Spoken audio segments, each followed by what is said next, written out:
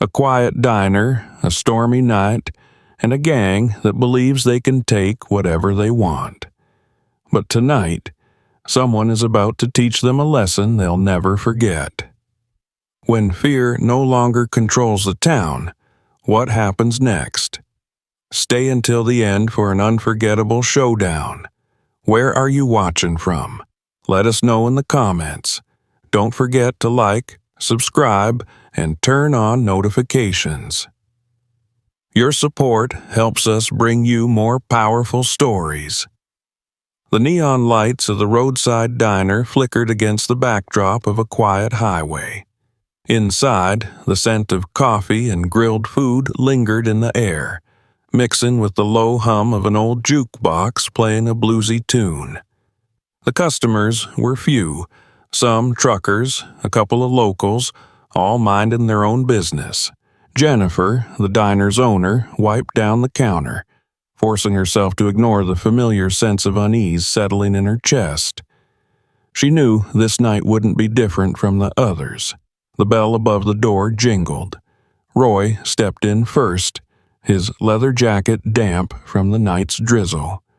Behind him, 4 of his men followed, grimy, smug, and reeking of entitlement. The air seemed to shift as conversations dropped to hushed murmurs. Some customers looked away, others lowered their heads, pretending not to notice. They knew what was coming. Jennifer straightened her shoulders, gripping the towel in her hand as the gang approached the counter.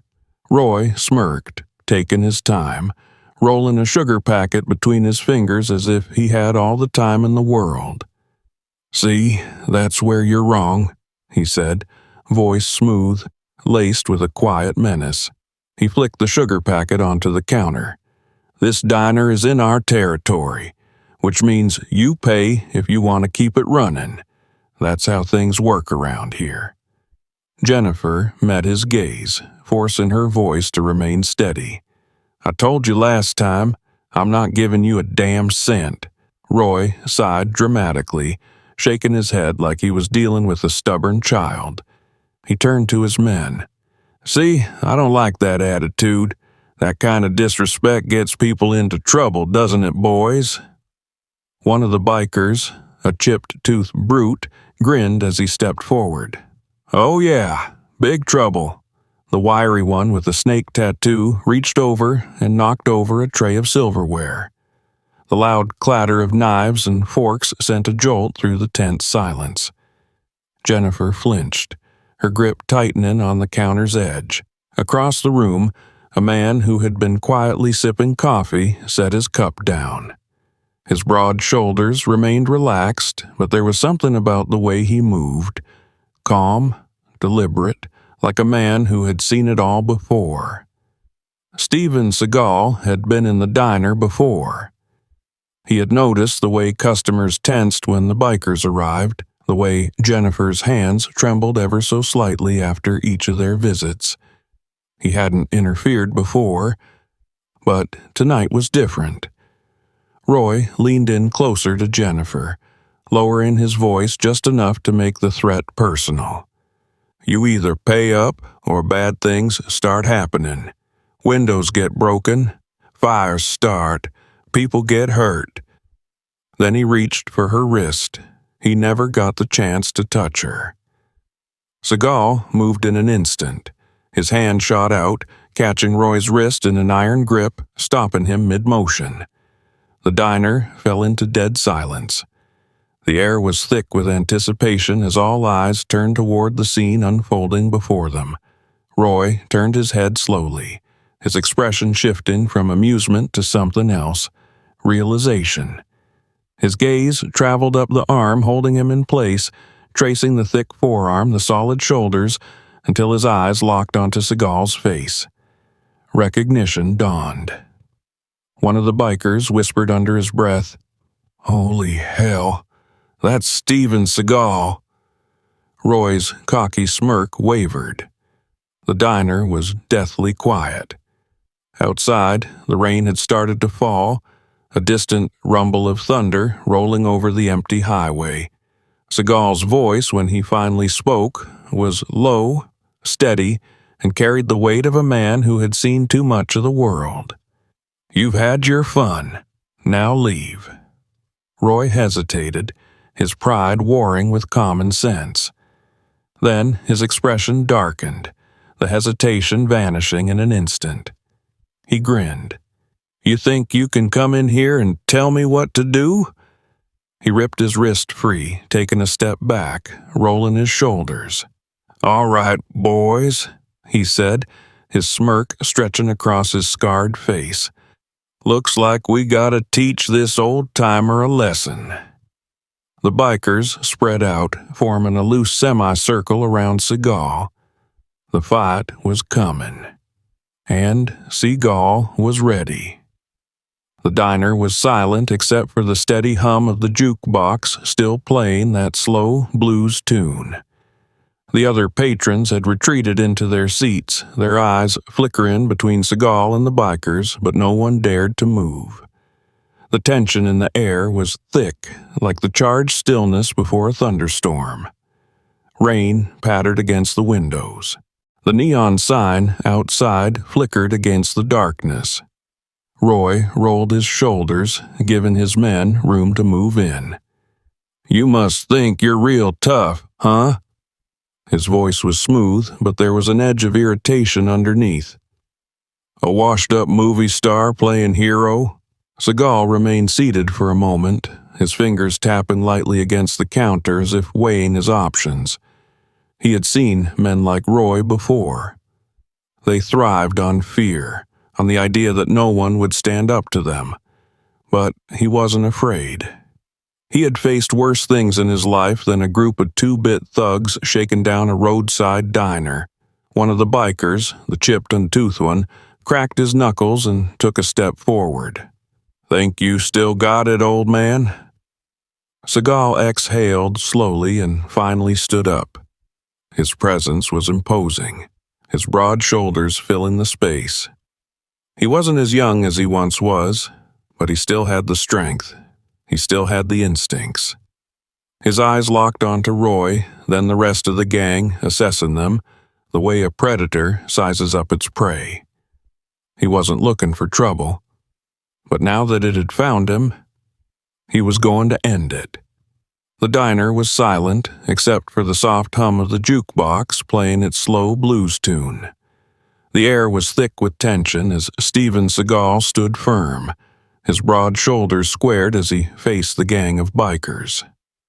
The other patrons had retreated into their seats, their eyes flickering between Seagal and the men who had been terrorizing the place for months. No one dared to move. Outside, the rain pattered against the windows, the neon sign flickering against the darkness. Roy stood at the center, rolling his shoulders, his smirk stretching across his scarred face as he took a step back, giving his men room to move in. "All right, boys," he said, cracking his knuckles. "Let's show this old man what happens when you mess with us." The first biker, the one with the chipped tooth, lunged forward. His movement was aggressive but sloppy, driven more by arrogance than skill. Seagal sidestepped easily, his movements deceptively fast for a man his age. The biker swung wildly, his fist cutting through empty air as Seagal ducked under it with practiced ease. In one smooth motion, Seagal drove a heavy fist into the man's stomach, folding him like a cheap chair. Before the biker could recover, Seagal grabbed him by the collar and yanked him forward, slamming him face first into the counter. The man groaned, sliding to the floor in a heap. The second biker, the wiry one with the snake tattoo curling up his neck, reached for something at his waist. A flick of his wrist, and a blade gleamed under the dim diner lights. Jennifer gasped behind the counter. "Seagal, watch out!" she called. But Seagal had already seen it. The biker lunged, thrusting the knife forward, aiming for Seagal's ribs. But Seagal caught his wrist mid-motion, twisting it sharply. The knife clattered to the floor as the biker let out a pained yell. Seagal followed through, slamming an elbow into the man's jaw, sending him sprawling backward over a table. The table crashed beneath his weight, plates and glasses shattering around him. Roy's smirk was gone. His cocky confidence had been replaced with something else, caution. But he wasn't about to back down. "You idiots," he growled. "Get him!" The third biker, a thick-set man with a beard like steel wool, grabbed a chair and swung it toward Seagal's back. The wood splintered on impact, but Seagal barely flinched. He turned, grabbing the man by the front of his jacket and delivering a thunderous right hook that sent him flying into the jukebox. The old machine crackled, the music cutting off abruptly as sparks flickered from its exposed wiring. Roy clenched his jaw. 3 of his men were down, groaning on the floor. The last one standing hesitated, his hands twitching at his sides. Roy pulled something from his pocket and let it clink against his knuckles. Brass knuckles. He flexed his fingers, rolling his neck before stepping forward. "All right," he muttered. "Guess I gotta handle this myself." Seagal stood firm, his breathing slow and even. He had fought men like Roy before, men who thought weapons made them stronger.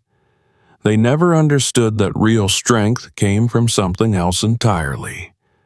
Roy lunged.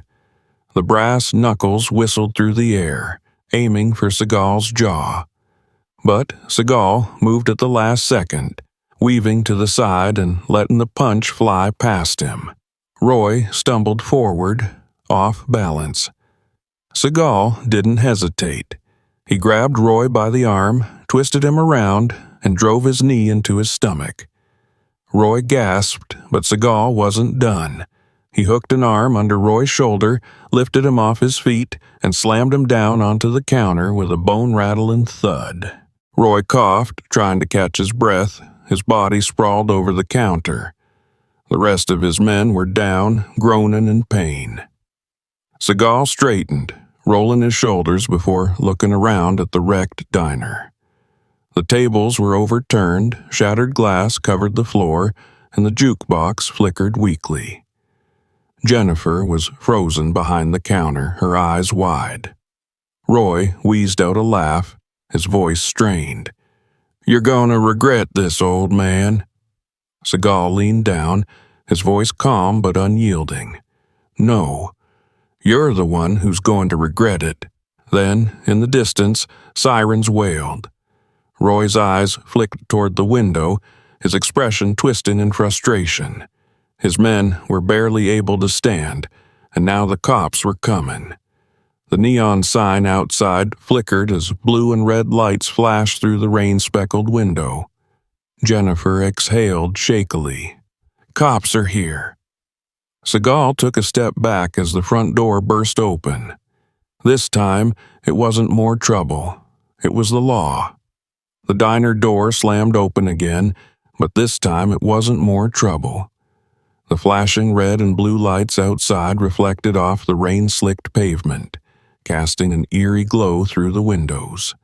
The wail of sirens faded as 2 police cruisers came to a stop just outside. Heavy footsteps echoed as officers stepped inside, hands resting near their holsters, their eyes scanning the chaos before them. Sergeant Wilson, a tall, broad-shouldered officer with graying hair, took in the scene with a sigh. He was the kind of cop who had seen it all before, and the sight of Roy and his men sprawled across the floor barely seemed to surprise him. He recognized them immediately. His sharp eyes flicked from the broken furniture to the groaning bikers, then finally landed on Steven Seagal, who stood calmly near the counter, arms crossed. Wilson exhaled through his nose, rubbing his temple. Well, he muttered, stepping further inside, "if it ain't Roy Dawson and his boys again." Jennifer was still behind the counter, her hands gripping the edge so tightly that her knuckles had turned white. She swallowed, forcing herself to speak. "They came in demanding money. When I refused, they started threatening me. Then they tried to get physical." Wilson barely reacted. He pulled a small notepad from his pocket, flipping it open. "Yeah, that sounds about right." He turned to his partner, a younger officer with a sharp jawline and a serious expression. "Call it in. We're bringing them in for extortion, assault, and destruction of property." Roy let out a low groan from where he lay on the counter. He tried to push himself up, but his body wasn't cooperating. His breath was ragged, pain radiating through his ribs from where Seagal had slammed him down. This is bull," he wheezed. One of his men, the one with the broken nose, nodded weakly.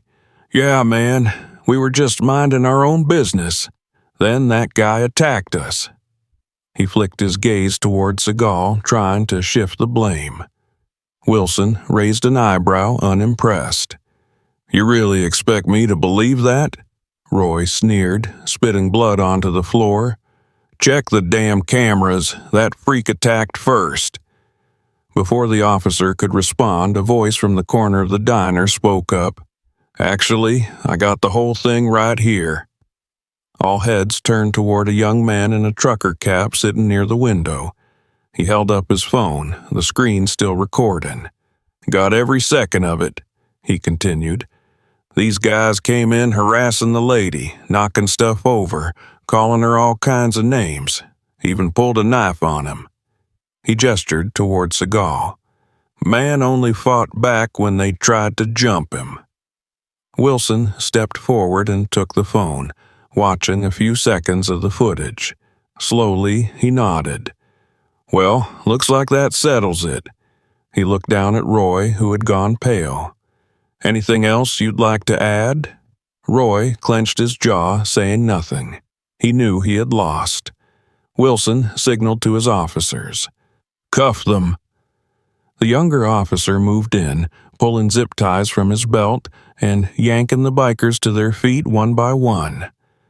Roy struggled for a moment, but when he winced in pain from the fight, he stopped resisting. The man with the broken nose groaned. "Man, you don't gotta be so rough. You don't gotta be such a dumbass," Wilson muttered as he secured the zip ties around the biker's wrists. Jennifer watched, her breath still uneven. Wilson glanced at her. "You pressing charges?" She hesitated, her eyes flicking toward Seagal, then back to the sergeant. Her hands were still shaking slightly, but there was something else in them now, something firm, unwavering. "Yes," she said, her voice stronger than before. Roy's head snapped up. "What?" Jennifer took a breath. "I should have done it the last time they came in here, but I was scared. Not anymore." Roy's face contorted in rage, but Wilson pushed him forward before he could say anything. "You heard her." He looked over at Seagal. "You need to come down to the station to give a statement." Seagal shook his head. "You got video evidence, witnesses. I think that's enough."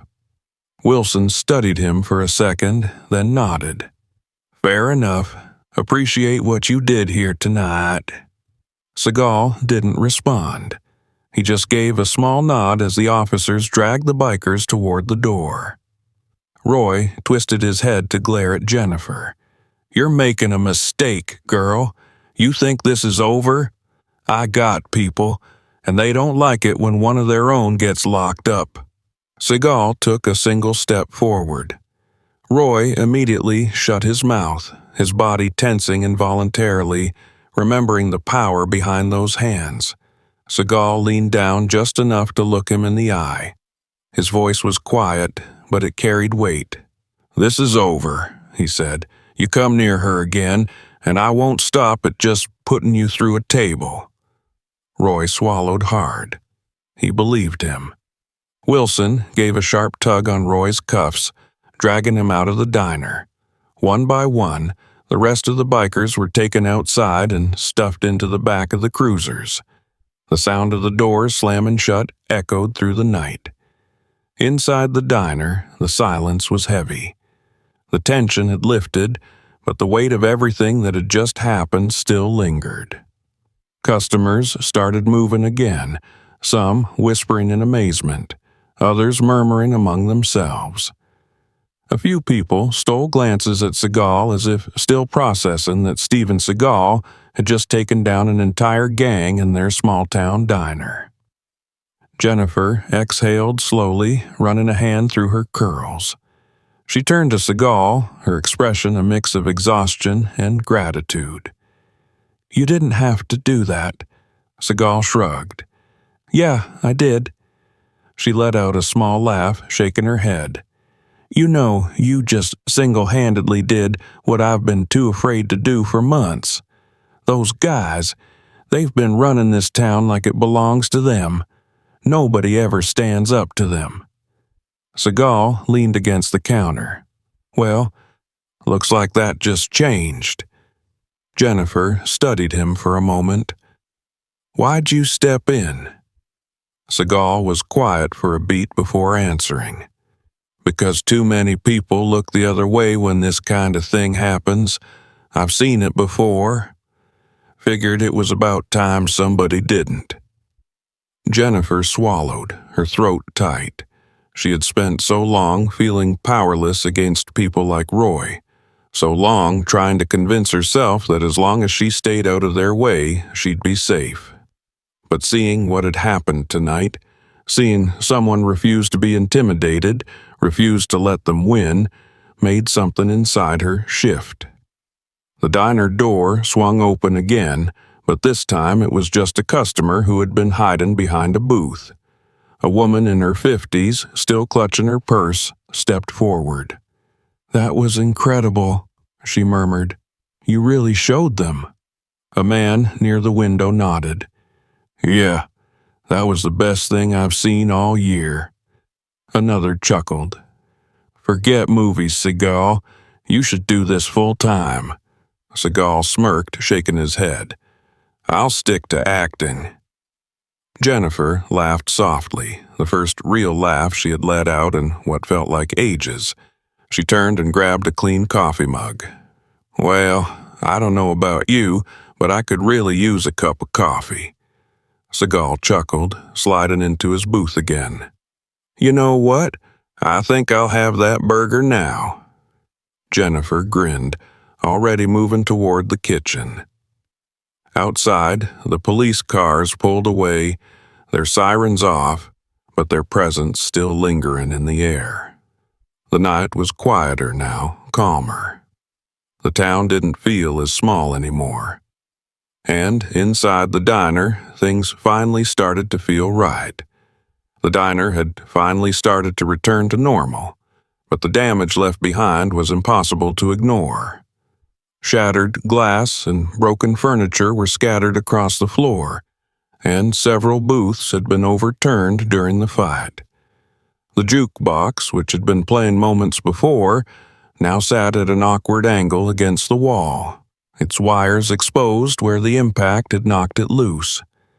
The neon "open" sign flickered unsteadily in the window, struggling to stay lit after one of the bikers had been thrown into it. Jennifer moved carefully through the wreckage, picking up overturned chairs and gathering broken plates. The adrenaline from the fight had worn off, leaving her feeling drained but strangely light. She had spent so many nights dreading encounters like this, flinching every time the bell over the door rang. But tonight had been different. For the first time in a long time, she felt like she could finally breathe. Steven Seagal was still seated at his booth, his meal untouched but no longer forgotten. His hands rested on the table, fingers loosely curled around the coffee mug that Jennifer had given him after the fight. He had barely taken a sip.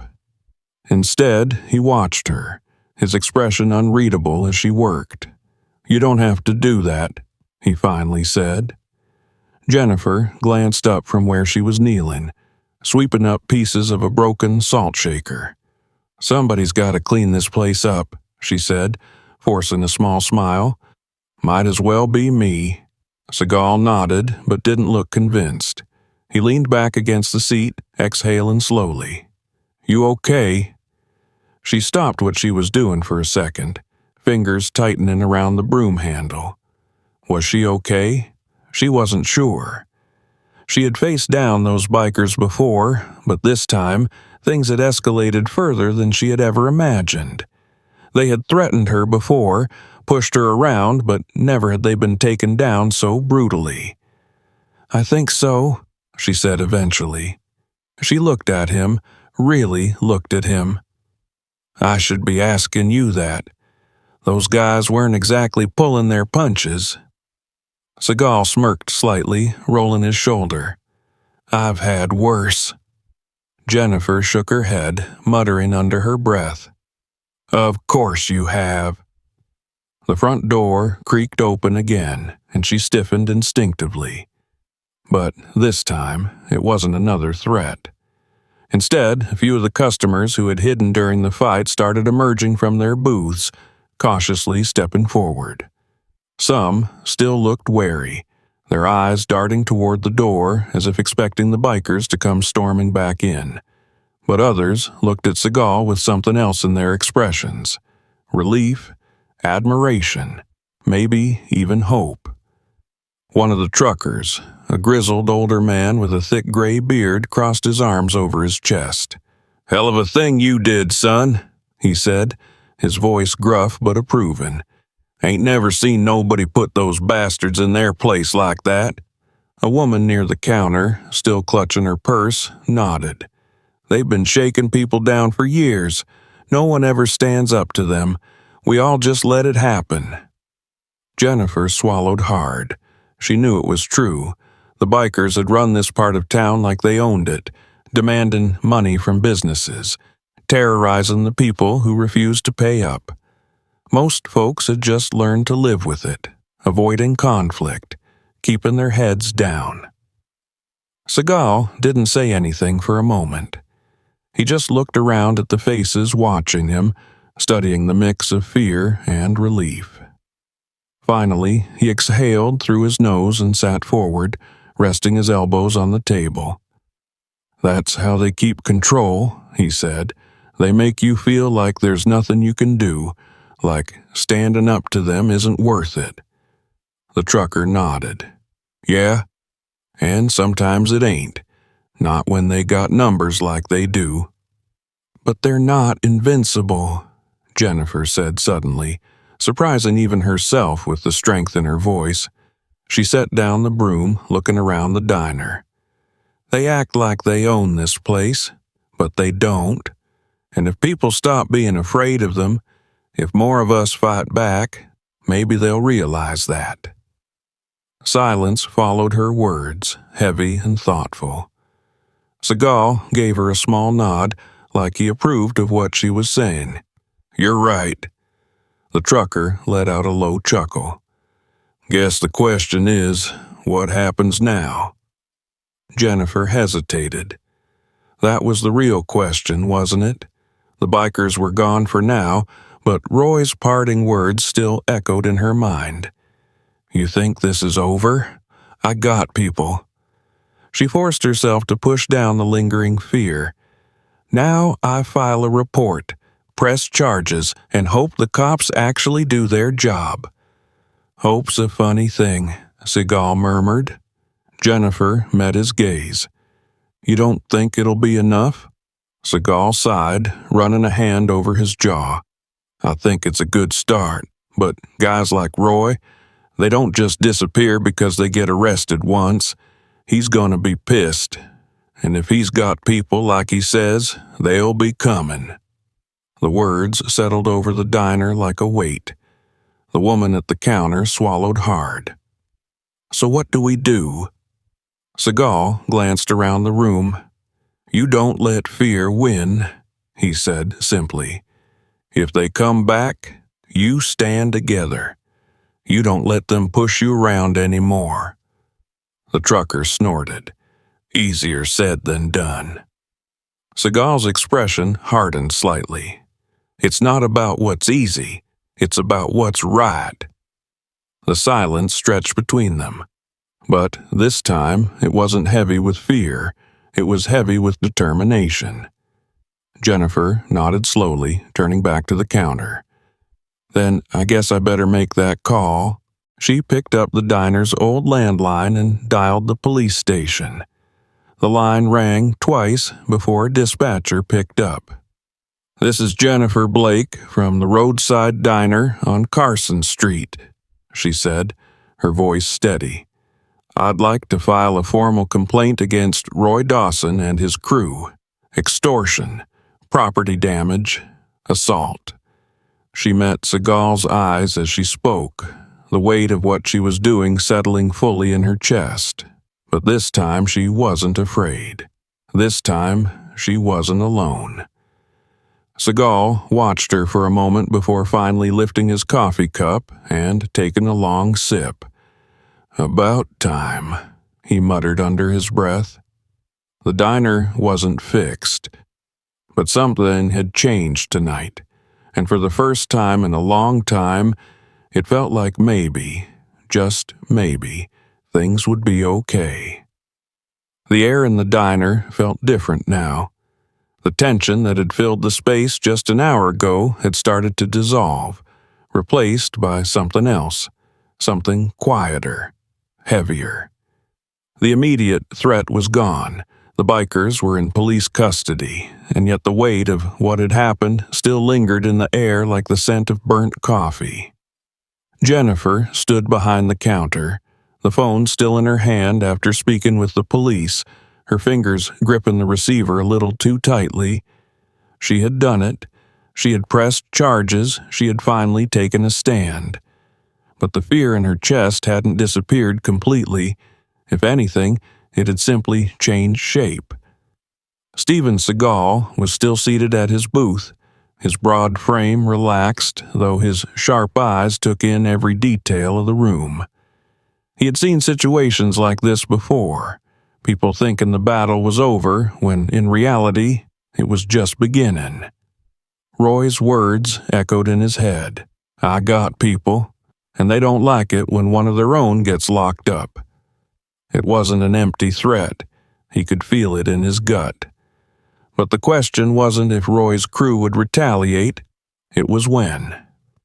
The other patrons of the diner had started moving again, some gathering their things, others murmuring in hushed voices. A few approached Jennifer to offer words of encouragement, but most of them simply nodded in her direction, their eyes filled with something that looked like relief. They had seen her stand up to them. They had seen Seagal take them down. And now, for the first time in a long time, maybe there was hope. Jennifer exhaled and set the phone down, rubbing her temples. She felt exhausted, her body still buzzing with the leftover adrenaline from the fight, but her mind was already racing ahead to what might come next. She turned to look at Seagal. "You really think they'll come back?" Seagal met her gaze, his expression unreadable for a moment. Then he nodded. "Yeah," he said simply. Jennifer swallowed hard. She had expected that answer, but hearing it out loud made her stomach twist. "Great," she muttered, grabbing a rag and mindlessly wiping down the counter. "Just what I needed." Seagal watched her for a moment, then leaned forward, resting his arms on the table. "You afraid?" Jennifer let out a short laugh, but there was no humor in it. "Of course I'm afraid. Those guys have been running this place like their own personal kingdom for years. They don't just let things go." She shook her head. "Roy's the worst of them, but he's not the only one. And if he's got people outside of town like he says—" She trailed off, her grip tightening on the rag. Seagal nodded, his expression serious. "You did the right thing pressing charges." "I know," Jennifer said, but her voice was quieter now. She glanced toward the broken furniture, the shattered glass still glinting under the dim lights. "Doesn't mean it won't cost me." Seagal understood. He had seen this before. The fight wasn't just about throwing punches. It was about standing up when it was easier to back down. It was about refusing to live in fear, even when fear was the easier choice. He had learned that lesson a long time ago, and now he could see Jennifer learning it too. The bell above the diner door jingled, and both of them tensed slightly. But it wasn't trouble this time. 2 officers stepped inside, the younger one from earlier and an older man who had the tired look of someone who had seen too much of the world. They scanned the room before approaching Jennifer. "You the one who called in the charges?" the older officer asked. Jennifer straightened. "Yeah, that was me." The officer gave her a nod. "Good. We've been after Roy and his crew for a while now, but nobody ever wanted to go on record. Your statement, plus the footage from that guy's phone, might actually make it stick this time." Jennifer felt something loosen in her chest, but she didn't let herself relax just yet. "So they're really being charged?" "Oh, yeah," the officer confirmed. "Roy's looking at multiple counts of extortion and assault. The others, same deal. We'll see how much of it holds in court, but they won't be walking free anytime soon." For the first time that night, Jennifer let out a breath she hadn't realized she was holding. The younger officer glanced at Seagal, his expression shifting slightly. "And you," he said, almost cautiously. "Not every day we see a guy like you getting involved in something like this." Seagal shrugged. Seemed like the right thing to do. The officer let out a low chuckle. "Well, whatever the case, you sure made an impression." He glanced at the broken furniture. "And one hell of a mess." Jennifer winced, looking around at the destruction. "Yeah, the owner's not going to be happy about this." "You the manager?" the older officer asked. "No," she said, then hesitated. "But the owner barely comes around. I practically run the place at this point." The officer nodded. "You let us know if those guys come back. We'll keep an extra patrol near here for the next few weeks, just in case." Jennifer didn't know how much that would help, but it was something. As the officers left, the diner settled into a strange kind of quiet. The remaining customers finished their meals, some still throwing glances at Seagal like they couldn't believe he was actually here. Jennifer sighed and leaned against the counter, rubbing her temples. "I think I'm going to need about 3 days' worth of sleep after this." Seagal smirked. "You and me both." She looked at him again, curiosity flickering in her eyes. "Why'd you do it?" Seagal raised an eyebrow. "Do what?" She gestured vaguely to the wreckage around them. "Step in, fight to them, risk getting hurt. You didn't owe me anything." Seagal was silent for a moment. Then he leaned forward, resting his elbows on the table. "Because I've seen too many people let fear win," he said finally, "and I'm tired of it." Jennifer swallowed, feeling the weight of his words settle over her. She thought about all the time she had stayed silent, all the time she had let them walk all over her because she was too afraid to fight back. "Yeah," she said quietly, "me too." Seagal studied her for a second before nodding. "Good." She shook her head, a small smile tugging at her lips. "You're something else, Seagal," he smirked. "So I've been told." Jennifer let out a breath, looking around the diner one more time. It was a mess. But for the first time in a long time, it didn't feel like a place she was trapped in. It felt like a place worth fighting for. And she had a feeling she wasn't the only one who thought so. Justice has been served, but is the battle really over? Would you have stood up against them? Let's talk in the comments. Tell us where you're watching from. We love seeing our viewers from all over the world. If this story moved you, please hit the like button, subscribe, and turn on notifications. Your support helps us create more powerful stories that deserve to be told.